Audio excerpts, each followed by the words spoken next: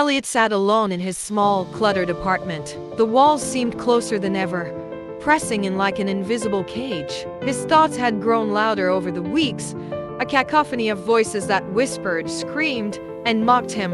End it. Just end it. The words swirled in his mind like a dark mantra. He had lost count of the number of times that thought had crept in, uninvited. It wasn't always like this. There was a time when Elliot was a dreamer, someone who believed in the future, someone who smiled. But that was before the spiral. The spiral began slowly: missed calls from friends, skipped meals, restless nights staring at the ceiling. Each step down felt insignificant, a stumble he could recover from. Until he couldn't. One night, the whispers grew bolder. They changed tone, darker and more commanding. Kill everyone. Make them understand your pain. Elliot shivered. The thought terrified him, not because he wanted to act on it, but because it felt alien, like a sinister force hijacking his mind. He tried to ignore it, but the voice wouldn't stop.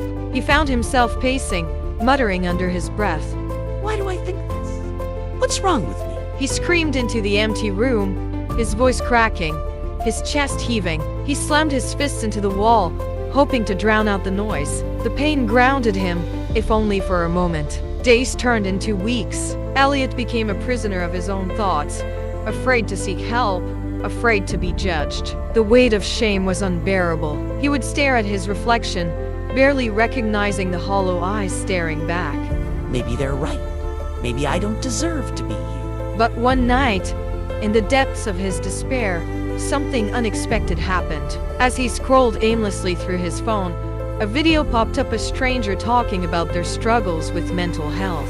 They spoke openly about the thoughts that had tormented them and the shame they had felt. For the first time in months, Elliot felt a flicker of connection. He hesitated but decided to comment anonymously, admitting that he was struggling too. To his surprise, the stranger replied, offering words of encouragement and suggesting resources for help.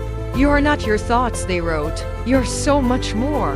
Those words stayed with Elliot. They didn't erase the pain or silence the voices, but they planted a seed of hope. The next day, he called a mental health hotline. His voice trembled as he spoke, but for the first time, he didn't feel alone. It was a long journey, filled with therapy sessions, setbacks, and self-discovery. But Elliot began to understand that his thoughts didn't define him. They were symptoms of a mind in pain, a mind that could heal with time and care. The voices didn't vanish overnight, but they grew quieter as Elliot learned to challenge them, to reach out for support, and to remind himself that he deserved a chance to heal. And slowly, the walls of his apartment stopped closing in. The light began to seep through the cracks, illuminating a path forward.